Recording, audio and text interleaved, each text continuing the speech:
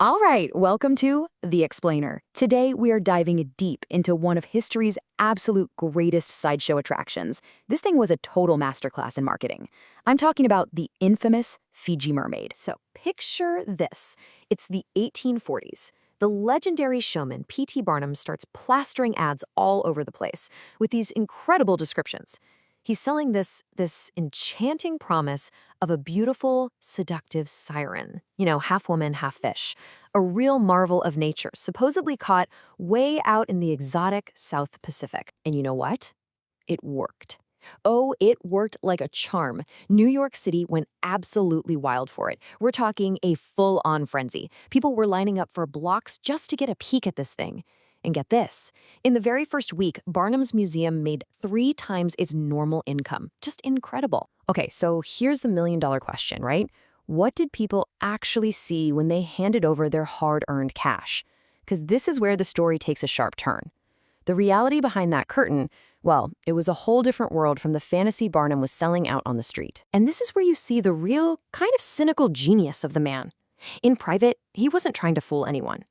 These are his own words describing it.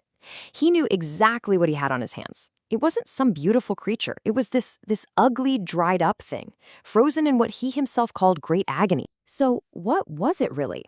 Well, it was basically a little Frankenstein's monster. I mean, look at this breakdown. It was the top half of a juvenile monkey sewn onto the back half of a fish.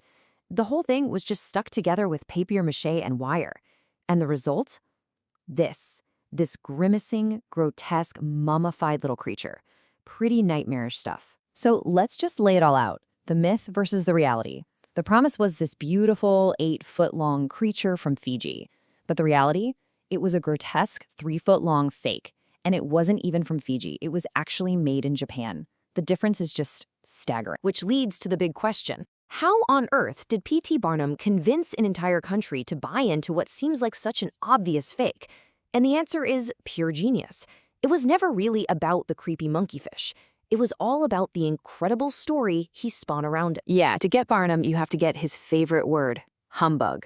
Now, for him, humbug wasn't just, plain old lying. It was more like an art form. It was about creating this entertaining trick, blurring the lines between what's real and what's make-believe, and getting everyone talking. He was creating a spectacle. And his strategy for the mermaid was this brilliant step-by-step ploy. First, he just invented an expert.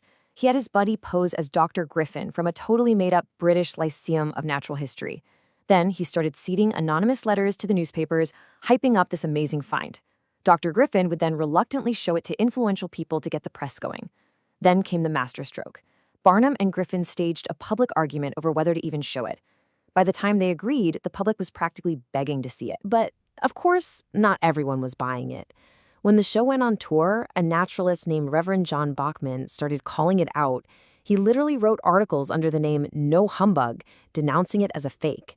And you know what? This just added fuel to the fire. It sparked this huge public debate, which, honestly, probably just sold more tickets. It tapped right into the real scientific arguments that were happening at the time. Still, you gotta wonder, why were people in the 1840s so willing to even consider a monkeyfish could be real? Well, for that, we have to look at where this thing actually came from. And its origins are way more surprising than you might think, stretching all the way back to Japan. See, the Feejee Mermaid wasn't something Barnum just invented out of thin air. It was actually based on these things called ningyo from Japanese legends.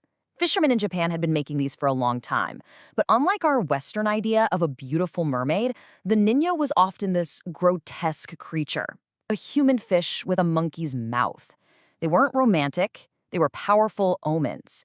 Catching one could bring bad luck, but eating one, that could grant you a long life. And that's Barnum's real trick right here. He took the same grotesque, monkey-like hybrid, made by the same fishermen, but he completely stripped it of its original meaning. He took a religious, folkloric object and just rebranded it. He turned it into a scientific curiosity for a completely different audience that was hungry for that kind of thing. You have to remember the time period, too. This was the 19th century. The line between fact and fiction was just blurrier.